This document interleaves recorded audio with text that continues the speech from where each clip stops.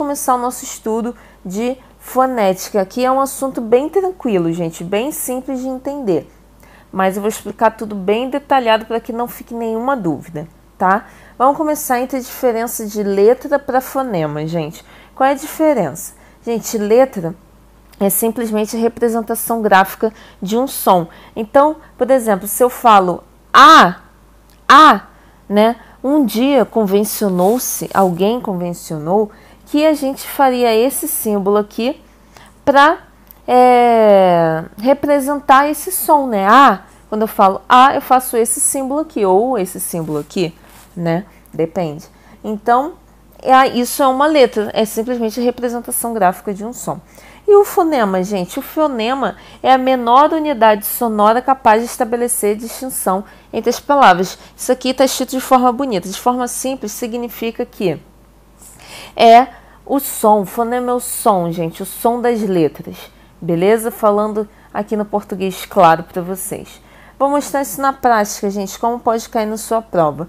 Pode ser que venha uma questão simples falando para vocês diferenciarem letras de fonema. E aí, como é que você vai fazer essa contagem, gente? Por exemplo, aqui na palavra casa. Na palavra casa, a gente tem 1, 2, 3, 4 letras, né? E quantos fonemas? 1, 2, 3, 4 fonemas também. Por quê?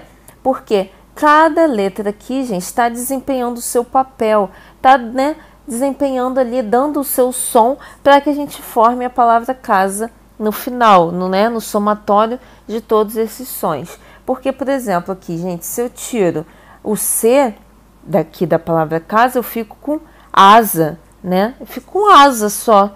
E aí, não é isso que eu quero falar. Então, o C está desempenhando o seu papel aqui na palavra, né? Agora, por exemplo, aqui na palavra cachorro, gente.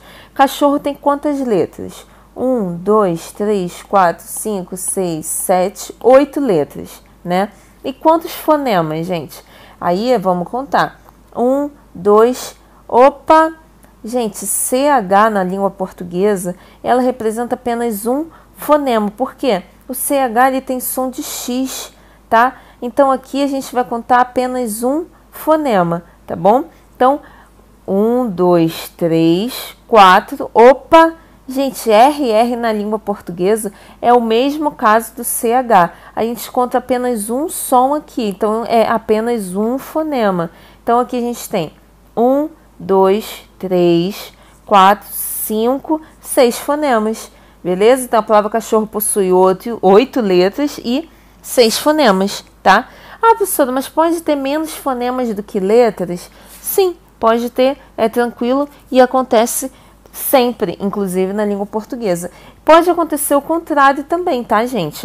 Aqui na palavra táxi, por exemplo, a gente possui, né, 4 letras e 5 fonemas. Por quê, gente? Porque o X aqui, ele tem som de quê? De KS, né? A gente fala táxi, táxi. Isso representa os dois sons, na verdade, uma letra representando 2 sons. Então, na hora de contar, a gente vai contar o quê? 2 fonemas aqui em uma letra só. Então, aqui na palavra táxi, a gente tem 4 letras, porém 5 fonemas. Tranquilo? Tranquilo, né, gente? Então, agora a gente vai falar sobre o dígrafo, gente. O que é o dígrafo? O dígrafo é a utilização de 2 letras para representar um fonema, ou seja, um som, né? Gente, fonema é som, tá bom? É uma palavra bonita para som. Então, assim sendo, existem dígrafos vocálicos e dígrafos consonantais. Vamos falar um pouquinho de cada um deles, gente. Gente, o dígrafo vocálico. O dígrafo vocálico é a utilização de 2 letras para representar um fonema vocálico, tá? Sendo sempre o M ou o N seguindo vogal na mesma sílaba, tá, gente? Tem que ser na mesma sílaba. Show de bola? Então, aqui em planta, gente, a gente separa essa palavra aqui, né? E então, vamos ter planta. Toda vez que a gente tiver esse encontro aqui, gente, tá? A gente vai contar apenas um fonema, beleza? Então, da mesma forma lá que a gente viu com as consoantes, Aqui nesse dígrafo, que a gente chama de vocálico, a gente também tem apenas um som, tá bom? Então, se a gente encontra isso aqui numa questãozinha de prova, a gente vai contar como um fonema. Então, por exemplo, aqui na palavra bomba, tá? Na palavra bomba aqui, a gente tem 1, 2, 3, 4, 5 letras. E quantos fonemas, gente? 1, 2, 3, 4 fonemas. 4 fonemas, beleza? Então, vamos combinar isso então, gente. Toda vez que a gente tiver o M ou o N seguindo vogal na mesma sílaba, a gente vai ter um dígrafo vocálico e a gente vai contar apenas um fonema aqui nesse caso. Tranquilo? Combinado? Bate aqui então. Próximo slide, vamos falar sobre os dígrafos consonantais. Já comecei a falar sobre eles lá no outro slide para vocês, agora eu vou falar sobre os outros casos aqui. Os dígrafos consonantais, como vocês já entenderam, né, gente? É a utilização de duas letras para representar um fonema consonantal, ou seja, um som. Alguns exemplos aqui, gente. Chave, passo, exceção, queijo, carro. Aqui a gente está tendo apenas um som, gente. Show de bola? Então, isso são os dígrafos consonantais. E na língua portuguesa, são esses encontros aqui que a gente considera como dígrafos consonantais. Tranquilo? Tranquilão, né? Isso aqui é muito fácil.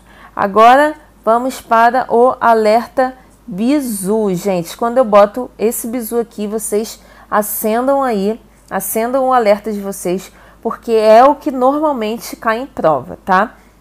Vamos lá, gente. O que eu quero falar aqui para vocês? Gente, o QU e o GU, eles só serão dígrafos quando não se pronuncia o som da letra U. Então, por exemplo, em palavras como guerra, tá? Guerra. Gente, guerra, você não fala guerra, né? Você não fala assim, você fala guerra. Então, aqui sim, nós temos um dígrafo. Show de bola? Aqui nós temos apenas um som, que você não consegue identificar o som da letra U. Na palavra queijo, por exemplo. Queijo. A mesma coisa. Aqui você tem um dígrafo, que você não fala queijo, né? Você não fala assim. Então, você tem apenas um som. Então, aqui temos dígrafo. Agora, por exemplo, aqui, gente, na palavra 50. 50. Cuenta. É totalmente diferente aqui do queijo, por exemplo, né, gente? Aqui em 50 fica muito nítido o som do U. Então, aqui a gente não tem dígrafo. Show de bola? Frequente, gente. Ó, mesma coisa, quente, mesmo som. Toda vez que você tiver esse som do antigo, falecido, enterrado, trema. Vocês lembram que é trema? São essas duas bolinhas que ficavam aqui em cima do U, para indicar esse som do quen, quen, quen, do pato, né? Ele morreu com o novo acordo ortográfico, tá? Porém, toda vez que você tiver esse som, aí você não vai ter dígrafo, tá? Então, não confundam isso, fiquem atentos, porque normalmente o pessoal, né, os examinadores que saem diretamente do inferno para fazer a sua prova, eles gostam de colocar esse tipo de coisa aqui para te confundir, beleza? Então, vamos ao próximo slide. Então, galera, agora a gente vai falar dos encontros vocálicos. Gente, o que são os encontros vocálicos? O primeiro deles, gente, é o ditongo, tá? O ditongo é simplesmente o encontro de uma vogal e uma semivogal numa mesma sílaba. Então, toda vez que a gente fizer uma separação silábica e a gente olhar uma sílaba e ver duas vogais lá, você pode saber que você está enganado, tá bom? Não existe duas vogais numa mesma sílaba. Uma delas vai ser uma semivogal, tá? E o que seria uma semivogal, gente? A semivogal é o som da letra I ou da letra U acompanhado de vogal na mesma sílaba. Tá? E por que eu tô falando aqui que é o som, gente? Porque pode acontecer casos como, por exemplo, assim, ó, mãe, tá? Aí você vai me falar, mas professora, por que você não colocou que é a letra I ou a letra U acompanhando o vogal? Por quê? Porque em palavras como mãe, a gente não tem nem o I nem o U. Mas o que acontece, gente? Quando a gente fala mãe, se você reparar bem, você fala mãe, né? Mãe. Você tem um I aí no final, né? Então é isso que conta, é o som da letra I aqui no final. Então você sabe que você tem uma vogal e uma semivogal aqui nessa palavra, beleza? Show de bola? Ficou entendido isso? Por que é som? Tranquilo, né? Aqui nas outras palavras, gente, por exemplo, a palavra peixe, né? Eu vou ter uma vogal e uma semivogal, tá? Paixão, também eu vou ter uma vogal e uma semivogal. E assim por diante. Toda vez que isso acontecer, a gente tem um ditongo. Show de bola? Tranquilo isso aqui, né? Agora, quais as classificações que os ditongos podem ter, gente? Eles podem ser crescentes ou decrescentes, tá? Quando que o ditongo vai ser crescente, gente? Quando a semivogal vier antes da vogal, tá? O que vocês precisam entender, gente? A vogal, ela é a mais forte. Ela é a que manda aqui, tá? Então, quando eu tenho uma semivogal antes da vogal, eu tenho o quê? O mais fraco antes do mais forte, né? Então, aqui eu tenho um crescimento de força. Então, são os ditongos crescentes, porque eles crescem, né? Eles aumentam a sua força, vai do mais fraco para o mais forte, tá? E quando acontece o contrário, gente, quando eu tenho a vogal antes da semivogal, eu vou do mais forte para o mais fraco, né? Eu tenho o quê? Um decrescimento de força, né? Vai do mais forte para o mais fraco, tá? Então, eu estou decrescendo a minha força. Palavras, então, gente, como quadro. Eu tenho uma semivogal, o U, e uma vogal, o A. Tá? Então, eu tenho um ditongo crescente, vai do mais fraco para o mais forte. Aqui em véu, gente, tá? Véu, eu vou da vogal para a semivogal. Então, eu tenho um ditongo decrescente, beleza? Aqui em pai, a mesma coisa, eu vou da vogal para a semivogal, tá? Então, decrescente também. Outra observação, gente, o A, ele sempre vai ser vogal, tá bom? Sempre será vogal. Show de bola? Então, próxima classificação dos ditongos. O ditongo também pode ser o ditongo oral ou o ditongo nasal, gente. Como que eu vou identificar isso? O ditongo nasal, o ditongo oral, ele vai ser oral quando ele não for nasal. É a forma mais simples de você identificar. E como que eu identifico o nasal, gente? O nasal é toda vez que o som sair pelo seu nariz. Toda vez que você colocar o dedo no seu nariz, sentir que a palavra está fazendo o seu nariz vibrar, é porque é um som nasalizado, tá? Isso vai acontecer normalmente quando houver vogal ou semivogal mais til, ou pelas vogais A e E seguidas de M no final da palavra, tá? Então, palavras como mãe, pão, amam, alguém.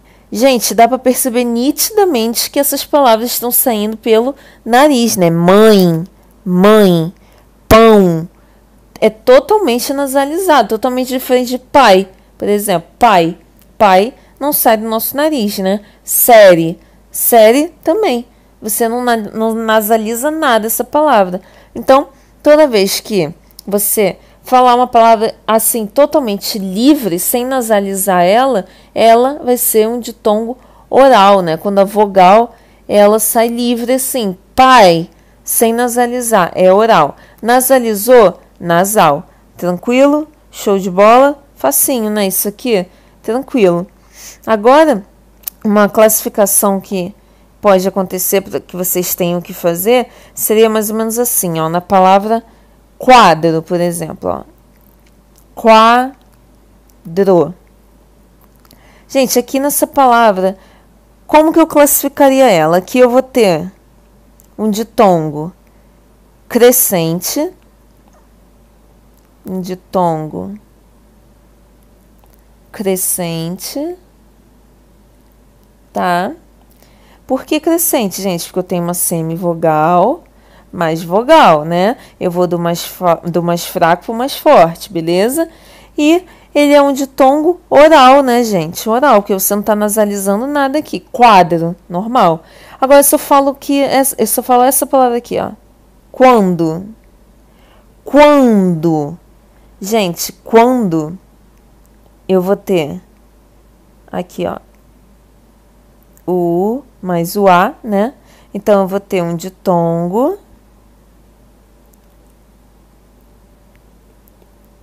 Um ditongo crescente também, né, gente? Crescente, por quê? Porque eu vou da semivogal para a vogal, do mais forte para o mais fraco.